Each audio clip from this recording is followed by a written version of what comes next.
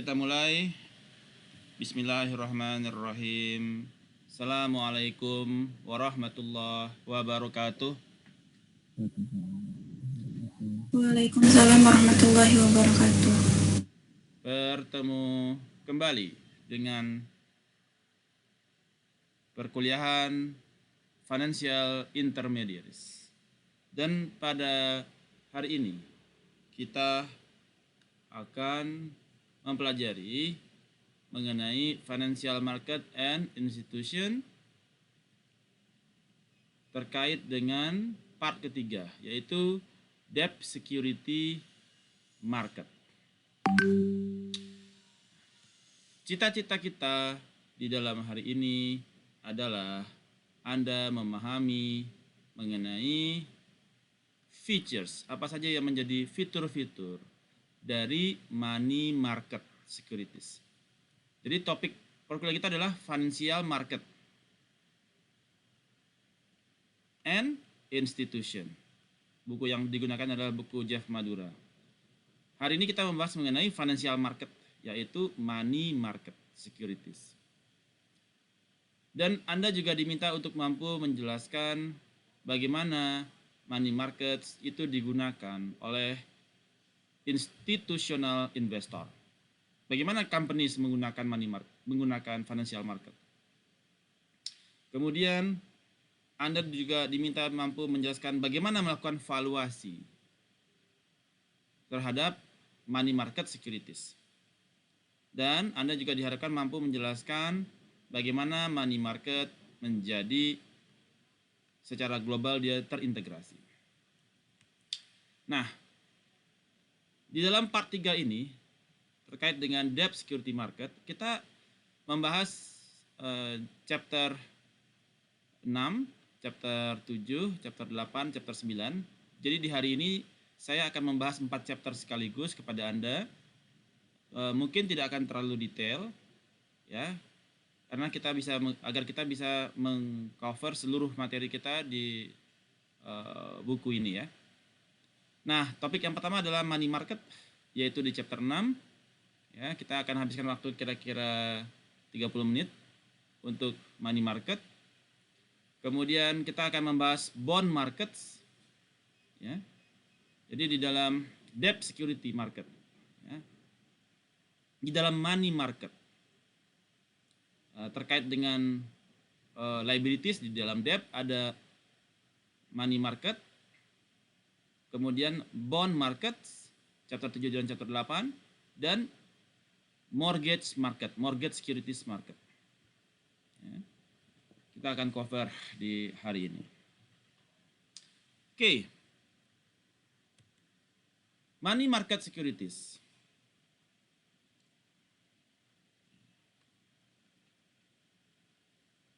Jadi di dalam financial market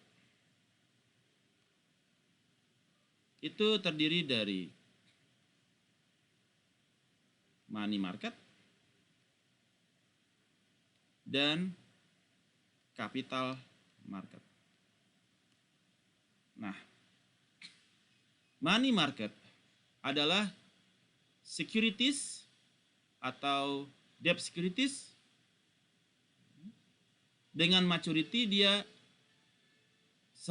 adalah 1 tahun atau kurang. Jadi money market itu dia less than 1 year, less or sama dengan 1 year untuk maturity-nya. Jangka waktunya dia hanya mencapai 1 tahun atau kurang.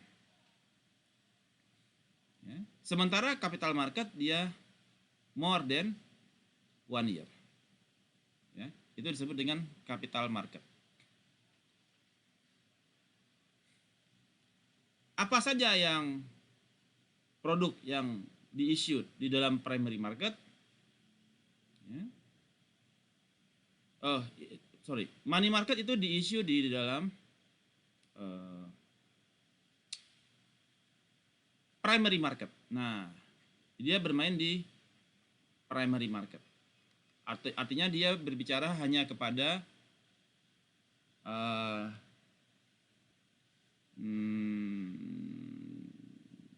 sifatnya jual putus. Bukan jual putus, ya. hanya primary, jadi tidak diperdagangkan secara secondary. Ya. Sementara di capital market dia dibagi dua, ada primary dan ada secondary market. Jadi issued-nya secara money market itu adalah di dalam primary market. Kayak IPO itu ada yang primary market, ada yang di secondary market, setelah dijual baru diperjualbelikan lagi. Nah, kalau di money market dia hanya di primary. Ya. Bagi company-company yang ingin mendapatkan short term financing. Jadi tujuannya money market ini adalah agar perusahaan bisa mendapatkan short term financing, karena jangka waktu di bawah 1 tahun. Jadi apabila perusahaan butuh duit dan dia butuhnya short term, misalkan dia ada project yang sifatnya di bawah 1 tahun, dia bisa go into the money market. Ya. Dia bisa jual bonds-nya dia, bonds company-nya dia dalam jangka waktu kurang dari 1 tahun. Jadi short term financing dia. Atau kalau negara butuh duit, mereka bisa jual bonds negara, ya, government bonds dalam jangka waktu kurang dari 1 tahun. Itu di dalam primary market. Dan tidak bisa diperjualbelikan. Hanya bisa primary saja. Kemudian money market biasanya dibeli oleh household, rumah tangga, korporasi, governments yang mempunyai kelebihan dana untuk short term period. Ibu rumah tangga beli government bonds yang di bawah 1 tahun. Ibu rumah tangga, dia punya kelebihan dana. Atau perusahaan yang beli. Ya. Dan dia di-issued di primary market dan can be sold in the secondary market. Nah, oke. Jadi dia dijual dalam primary dan bisa dijual dan kemudian bisa diperjualbelikan di secondary market. Jadi dia tetap bisa diperjualbelikan, tapi jangka waktunya hanya di dalam 1 tahun saja. Jadi kalau kita udah jual beli di tengah bulan, di tengah tahun, ya cuma tinggal punya waktu 6 bulan untuk menjualnya di secondary market. Ini karakter dari money market securities. Sampai di sini ada pertanyaan? Questions? Araso?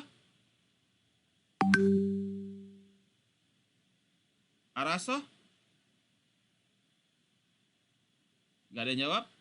Kalau ada yang masih bingung silakan bertanya. Belum ada, Pak. Oke.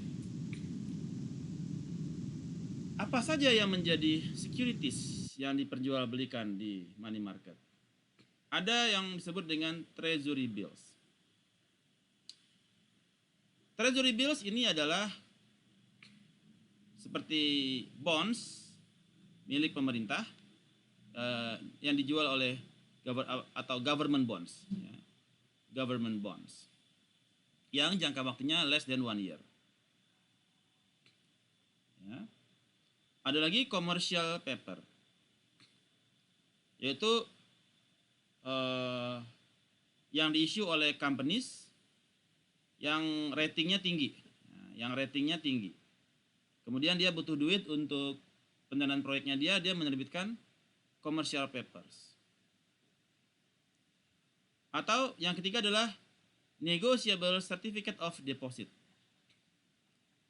Nah, ini yang diterbitkan oleh non-financial institution yang dia membutuhkan dana untuk proyek-proyeknya dia. Repurchase agreement, repo. Ya, dia jual sesuatu dan dia komit untuk beli kembali. Itu jadi kayak kita jual certificates, kemudian kita beli kembali. Federal funds dan banker acceptance. Banker acceptance yang securities-nya dia itu dijamin oleh bank. Ya, ada dijamin oleh bank. Nah, jadi ini adalah bentuk flow of funds-nya dia. Di mana rumah tangga, government yang punya duit, ya, buy treasury bills atau government bonds, kemudian pemerintah dapat duit dan melakukan spending kepada programnya. Pemerintah kemudian spending. Misalkan, nah, untuk program jangka pendek. Atau korporasi, ya, menerbitkan corporate bonds atau commercial papers yang kita beli, kemudian company tersebut spending uang itu untuk support existing business or operation or expansionnya dia. Dia mau bikin kilang minyak segala macam. They can issue commercial paper atau corporate bonds. Nah, oke, kemudian kita bahas mengenai treasury bills. Treasury bills yaitu diisu oleh pemerintah. Ya. Nggak mesti perusahaan Amerika, pemerintah Amerika ya. Pemerintah Indonesia pun itu disebut dengan government bonds, ya. Obligasi pemerintah. Obligasi pemerintah. Yang butuh dana. Dia terbitkan treasury bills dalam jangka waktu kurang dari 1 tahun. Jadi pemerintah butuh dana cepat. Ya, kemudian karena dananya belum masuk, jadi pemerintah butuh dana cepat untuk mengcover waktu yang, misalkan begini. Ini pemerintah tanggal 1 tahun lagi akan terima uang misalkan dari BUMN untuk dividen misalkan. Nah, di antara waktu ini, di waktu jeda ini, pemerintah menerbitkan obligasi pemerintah yang jangka pendek untuk mengcover kebutuhan sampai dengan dana dividennya didapatkan. Nah, ketika dividennya masuk, pemerintah kemudian melakukan pembayaran atau memenuhi kewajibannya dia untuk mengembalikan dana yang dipinjamkan oleh masyarakat. Ini disebut ketika government membutuhkan dana untuk proyek-proyek pemerintah. Treasury bills ini bisa jangka waktunya 4 minggu, 13 minggu, 26 minggu. Ya. Jadi sifatnya weekly basis. Nilai pokok atau par value atau nilai prinsipal biasanya minimum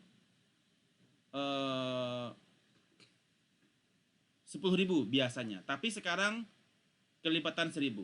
Jadi bisa $1.000, ya, dan multiply, dia bisa kelipatan 1.000, 2.000, 3.000, terserah pemerintah ya di dalam hal ini. Kemudian treasury bills, obligasi pemerintah yang jangka pendek ini dijual at discount. Diskon. Misalkan harganya $1.000 dijual di harga $980 misalkan. Jadi sold at discount from par value. Dan gain atau keuntungannya yang didapatkan oleh household adalah perbedaan antara par value dan harga yang dibayarkan. Kemudian obligasi pemerintah yang jangka pendek ini juga dilindungi atau di backup oleh Bank Indonesia, ya, Federal Government, ya, di mana dalam hal ini treasury bills atau obligasi pemerintah yang jangka pendek ini adalah risk free. Nah, makanya kita sering menyebutnya dia sebagai risk free asset atau risk free rate, yaitu berapakah treasury bills kalau di Amerika, kalau di kita adalah berapakah government bonds.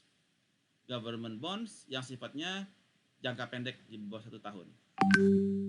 Disebut risk free rate. Karena pemerintah itu adalah bebas risiko. Kalau memiliki risiko, ya pemerintahnya kan nggak mungkin bangkrut begitu ya.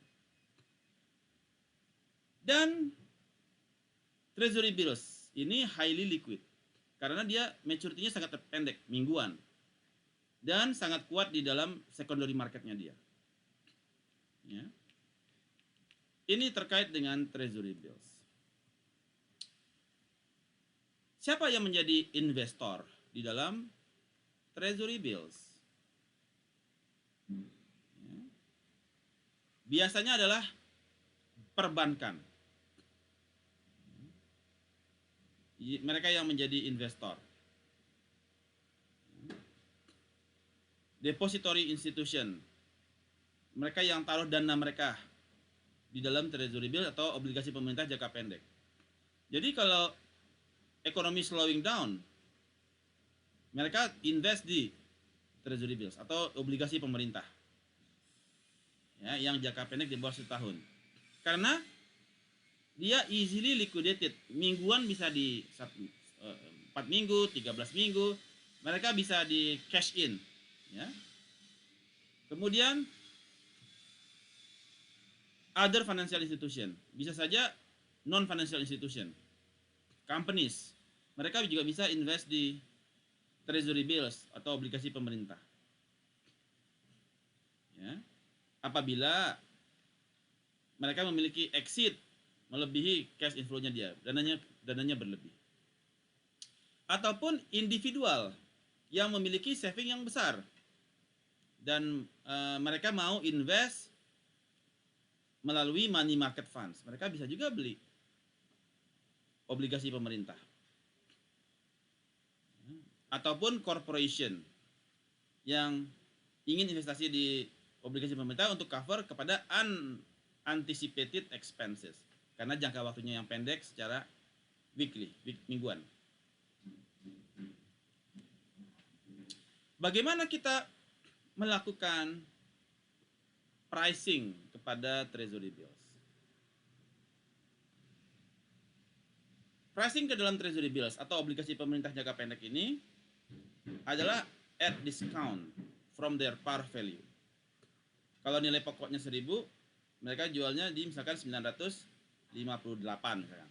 Ada untung bagi pembeli yang purchase sebesar $42. Ya. Tapi ini yearly basis ya. Kalau dihitung weekly-nya nanti berbeda lagi.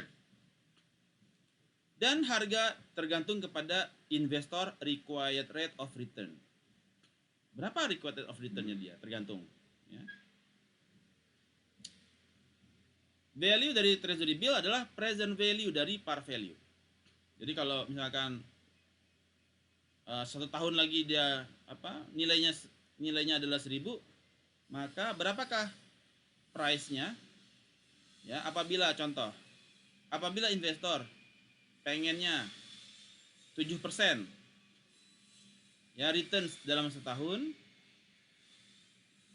maka harganya adalah $10.000, misalkan harga par value di jatuh tempo 1 tahun lagi dibagi 1 plus required rate of return pangkat 1 karena dia 1 tahun sama dengan 10.000 dibagi 1.07 pangkat 1 sama dengan 9345.79. Ini bagaimana kita melakukan present value berdasarkan required rate of return yang menjadi appetite dari household. Ya. Itu bagaimana kita melakukan pricing. Nah, treasury bill ini ya dibeli bisa untuk membelinya itu menggunakan bidding, auction, dilelang. Investor bisa bid atau ngebid ya terhadap obligasi pemerintah ini.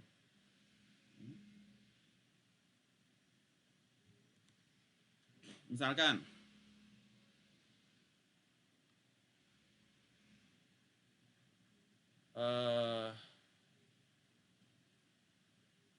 ada aplikasi nih, ada apa?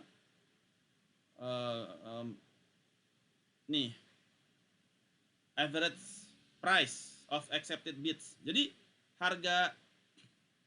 harga bid itu kemudian dilihat average price-nya dia yang accepted. Jadi dapatlah misalkan 99.20. Jadi harga bid lah yang menentukan berapa nilai harga dari at discountnya si $100 per value. Kalau par value-nya $100, average price of accepted bids-nya adalah $99. Ya. Ini yang untuk 13 minggu. Jangka waktu 13 minggu. Kalau yang 26 minggu misalkan, untuk $100 harganya 98.40. Average price of accepted bids. Nah, dari situ baru bisa dihitung berapa kuponnya atau yield-nya. Ya, yield setelah didapatkan nilai acceptance terhadap average price untuk bids-nya dia. Nah, ini bagaimana kita mengestimasi terhadap yield, keuntungan, ya, yaitu dari selling price dikurangin purchase price. Selling price misalkan 100 dikurangin 98 dibagi purchase price 98 dikali 365 hari dibagi number of days holding period. Misalkan holding periodnya 13 minggu kali 4 12 52. Nah, seperti itu ya. Inilah menjadi yield 2/98 dikali 365 dibagi 52. Nah, ini kira-kira berapa yieldnya. Dan dari situ kita bisa menghitung berapa dia diskonnya berapa. Yaitu nilai par value misalkan 100 dikurangi purchase price dibagi purchase price dikali 360 dibagi dengan jumlah hari. Dapat berapa dia punya diskon. Oke, ini terkait dengan treasury bills. Ada pertanyaan terkait treasury bills? Silahkan. Any questions? Belum, Pak. Oke. Ini mana nih si Azril tadi atau siapa lagi yang lain temenin saya open cam? Gak ada yang open cam ya satupun. Kemudian berikutnya kita masuk ke commercial paper sebagai salah satu securities di dalam money market. Jadi commercial paper adalah sebuah short term debt instrument yang diterbitkan oleh perusahaan yang memiliki kredit rating yang tinggi, dan ini adalah unsecured loan. Ya. Commercial paper ini diissue untuk perusahaannya bisa mendapatkan likuiditas untuk financing kepada investasinya dia di dalam inventory dan account receivable. Jadi kalau kita mau beli barang, duit nggak ada, ya udah terbitin ini commercial paper gitu ya. Bagi company-company yang memiliki credit rating yang bagus. Minimum nilai dari commercial paper rata-rata adalah $100,000 dengan jangka waktu antara 20 sampai 45 hari. TT remittance-nya jangka waktunya dia 20 sampai 45 hari. But can be as short as 1 day sampai 270 hari. Tapi normally 20 sampai 45 hari. Misalkan kita ada invoice nih.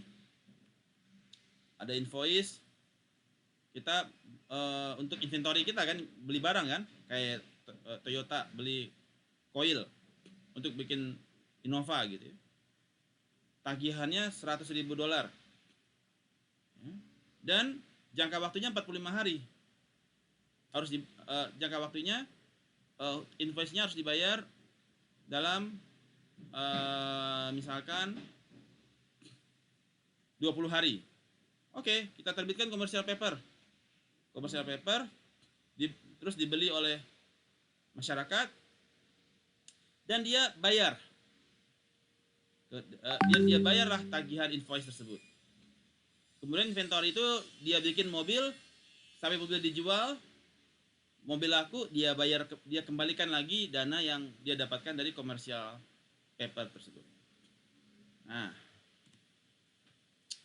perusahaan yang mendapatkan rating adalah perusahaan yang berhak menerbitkan commercial paper adalah perusahaan yang memiliki rating yang tinggi, di mana ratingnya dinilai oleh S&P, Standard & Poor, Moody's, Fitch, dan lain-lain. Di mana rating ini menjadi indikator dari potensial risk of default, kemungkinan perusahaan itu mencapai kebangkrutan.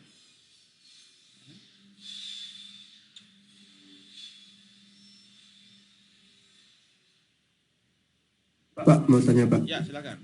Kalau di Indonesia yang menilai rating dari commercial paper itu siapa ya Pak? Ada si apa namanya?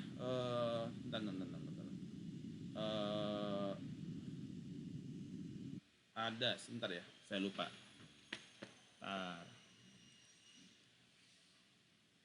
Oke.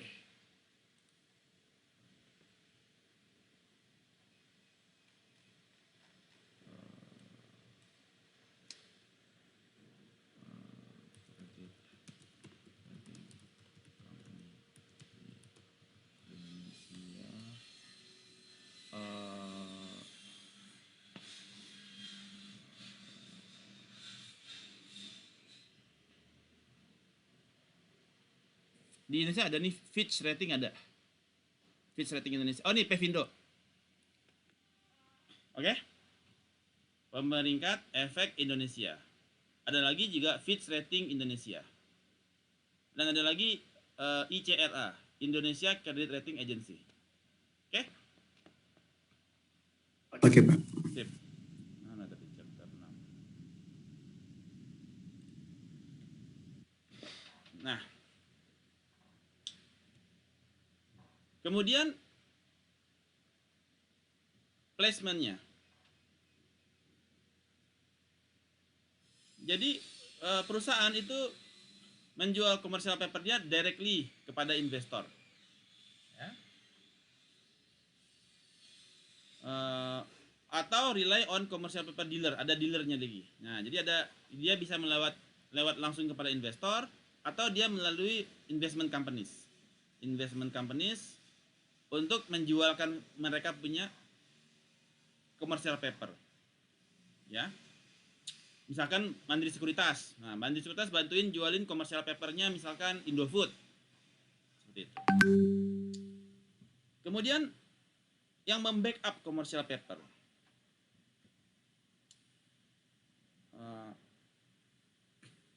Sum back by asset. Jadi backupnya adalah by asset dari issuer. Ya. Jadi ada commercial paper ini juga ada di backup oleh asetnya dia. Ya. Kemudian di dalam estimating the yield, commercial paper itu nggak bayar bunga, tapi dia dijual at discount from par value.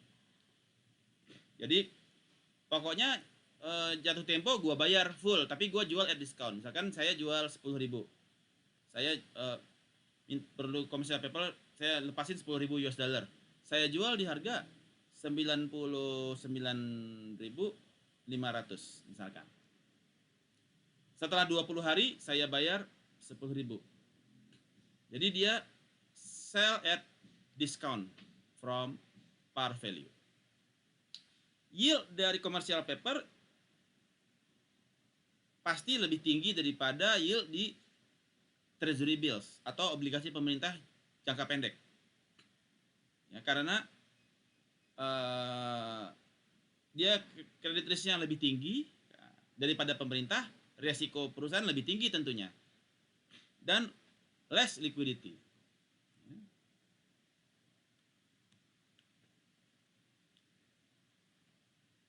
Yield curve, berapakah return yang didapatkan? Ya, tergantung dari maturities. Tapi mereka menggunakan a very short term horizon, ya 20 hari sampai 45 hari rata-rata. Ya istilahnya untuk bayarin invoice lah. Ada invoice masuk, di cover pakai commercial paper. Nanti setelah 45 hari barangnya udah laku, nah baru dia bayar full $10.000. Seperti itu. Ada pertanyaan lagi terkait commercial paper? Belum, Pak. Oke. Nah, berikutnya adalah securities yang berikutnya adalah negotiable certificate of deposit. Certificate of deposit itu diissued oleh bank, ya, sebagai short term source of fund.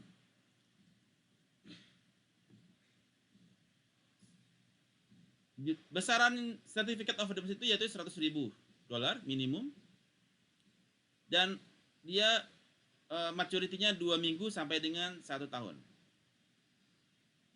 Negotiable certificate of deposit. Ada secondary market juga ada yang exist, ya, yang bisa diperjualbelikan.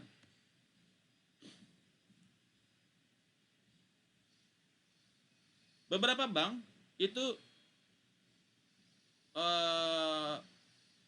menjual NCD-nya dia directly ke customer. Misalkan dia jual ke nasabah priority banking. Kita lagi butuh dana nih, Bu. Ya. Kita mau ada certificate of deposit. Dan bisa juga melalui correspondent institution atau investment banking yang menjualkan certificate of deposits-nya dia. Dan memberikan pasti di atas treasury bills.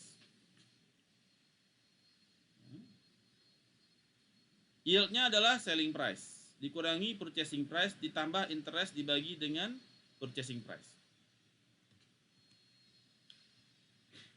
Oke. Berikut adalah repurchase agreement. Ini produk-produknya semua ya, money market ya. Nah, dengan repurchase agreement, one party bisa menjual securities kepada another party dengan agreement untuk repurchase the securities di tanggal dan harga tertentu.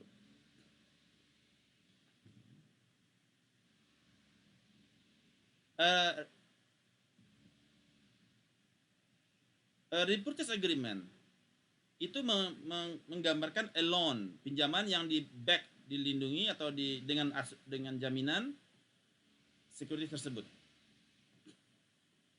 Ya. Jadi misalkan ya, kita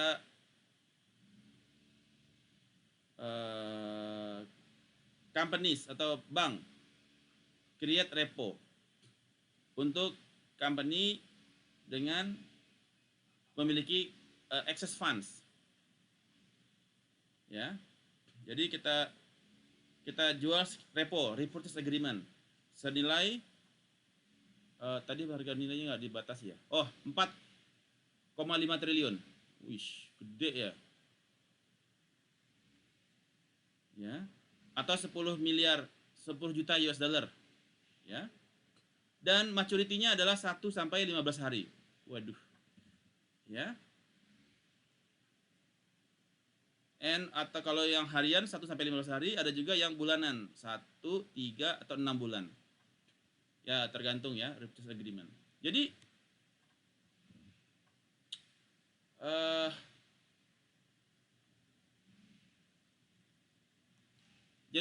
kita mengeluarkan securities, repo, kemudian dibeli oleh firms dengan dana yang lebih, dengan janji bahwasanya kita akan membeli kembali itu at a specified date.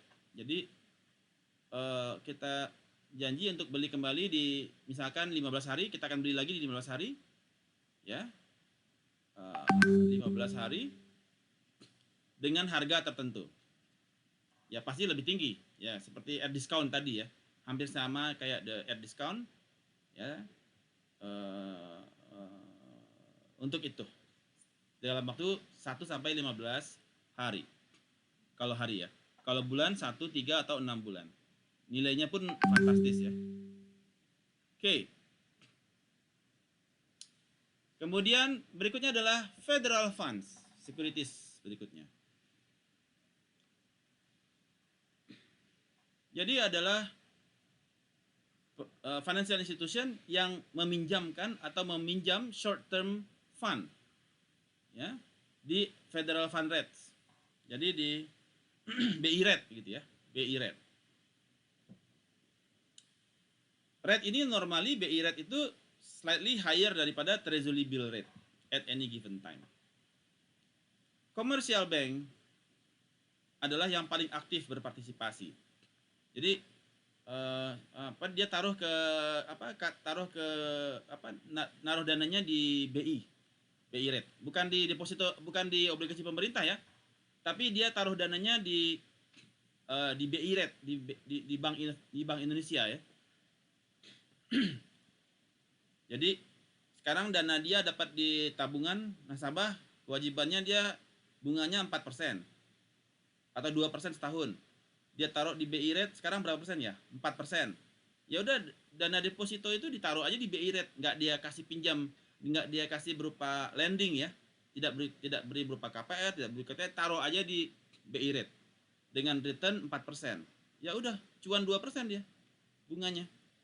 Itu aja bermainnya mereka rata-rata sekarang ya. Karena apa? Taruh di kredit investasi lagi drop. Ya, taruh di mortgage banyak yang macet. Ya udah ditaruh di BI rate. Saat ini rata-rata bank itu hampir 80% dananya ditaruh di BI rate berupa federal fund, ya, money market. The volume of interbank loans on commercial bank balance sheet over time is indicating that importance of lending between deposit institutions. Oke. Berikutnya adalah banker acceptance. Banker acceptance mengindikasikan bahwasanya bank responsible for a future payment. Biasanya digunakan untuk international trade, ya, untuk ekspor impor. Ekspor dan impor. Di mana eksportir apabila mendapatkan banker acceptance, ya, maka bank itu obligate untuk bayar. Walaupun si perusahaan itu ya ada dana atau tidak ada dana di bank. Pokoknya asal didapatkan banker acceptance, ada invoice, bank bayar. Ya. Oke.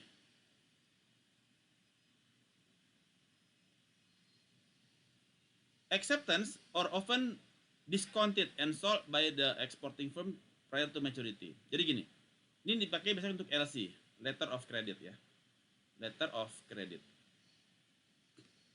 Jadi ketika perusahaan A ekspor ke perusahaan B, ini di Indo, ini di Jepang. Ketika B import, ini B import, sorry, ini terbalik, ini Indo lah ya. Ini Jepang. Kita import dari Jepang, import. Invoice terbit, diterima oleh pihak A. Apabila A memiliki banker acceptance, maka Bank Mandiri akan langsung bayar invoice-nya kepada Jepang. Nah, jadi ada banker acceptance di dalamnya. Walaupun si A itu dan besarnya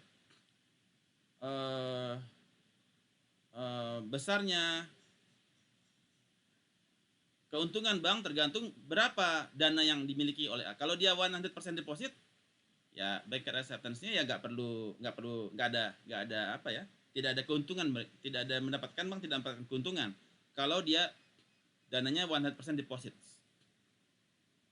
Jadi dananya ready. Ya, kalau dia dananya cuma 90% dan bank menanggung 10%, nah di situ juga bank mendapatkan return, ya, dari transaksi tersebut. Itu disebut dengan banker acceptance. Alright, itu adalah produk-produk dari money market securities. Ada pertanyaan? Silakan. Questions? Sebenarnya mau nanya Pak yang mengenai repo, Apa? mengenai repo Pak, Oke. Gimana? repurchase agreement. Nah, ini kan dia kurang lebih mirip-mirip kayak kredit ini ya Pak ya, apa commercial paper ya. Mirip. Nah, cuma yang saya bingungin karena nilainya fantastis banget itu, kenapa dia nggak ada regulator kayak yang commercial paper untuk menilai bahwa ya padahal ini uangnya fantastis banget gitu loh Pak, nggak ada ratingnya gitu. Oh, oke. Kenapa? Karena dia ada back by securities. Oke. Misalkan dia punya deposit, dia punya banknya itu punya dia punya dana yang di BI rate, yang ditaruh di BI rate sebesar 10 miliar dolar misalkan. Ya. Jadi ada backup, ada secured loan ya, dia secure karena dia di backup dari securities yang dimiliki oleh bank di tempat yang lain. Tapi dia nggak bisa diambil kalau dia belum jatuh tempo kan. Sekarang saya punya dana di bank, saya taruh di BI rate atau saya taruh di obligasi pemerintah. Dananya itu stays there gitu, masih belum jatuh tempo. Nah, sekarang saya butuh dana nih. Oke, kita keluarkan repo, repurchase agreement. Ya. Dengan backupnya, jadi istilahnya secure loan yang saling backup. Setelah kita punya asuransi, setelah kita punya deposito ini kita jaminkan. Kita bikin lagi repo. Oh, saya punya obligasi ini saya jaminkan. Saya backup dengan obligasi saya terbitkan lagi repo. Jadi dia udah derivatif dari dana yang awal. Jadi dia yang backup itu di backup lagi, yang di backup itu di backup lagi. Jadi bermain dari sisi derivatif. Kebayang gak sih? Iya Pak, kebayang Pak. Oke, good. Yeah. Any other question? No? Good. Oke. Ya, ini tadi sudah kita jelaskan. Ya, tadi ini sudah dijelaskan. Oke.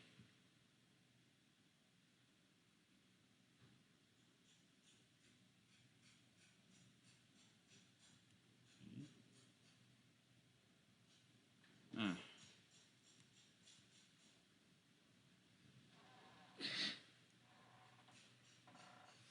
Jadi di dalam money market dipengaruhi oleh interest rate risk.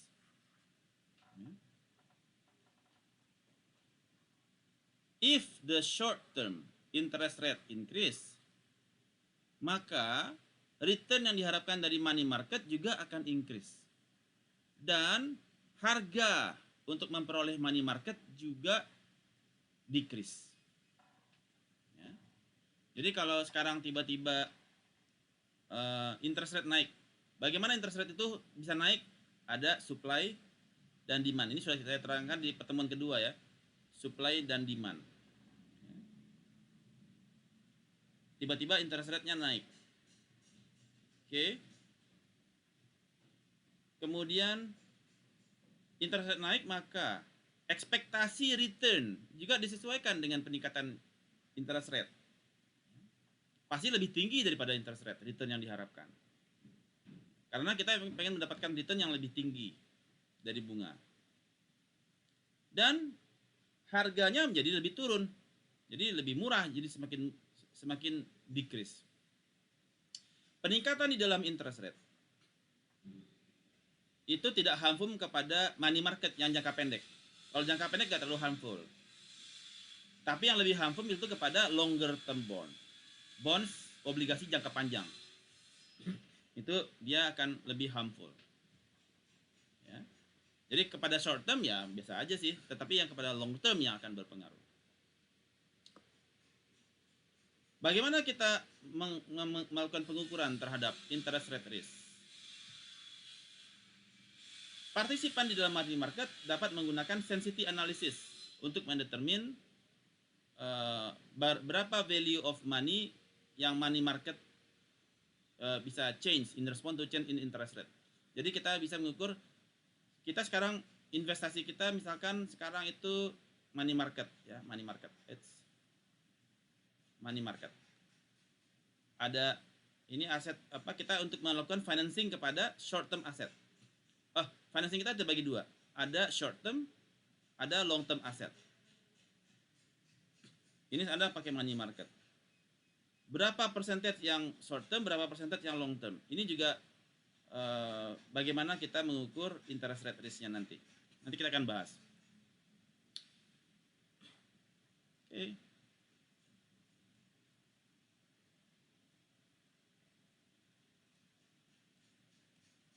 Oke, itu topik kita terhadap ya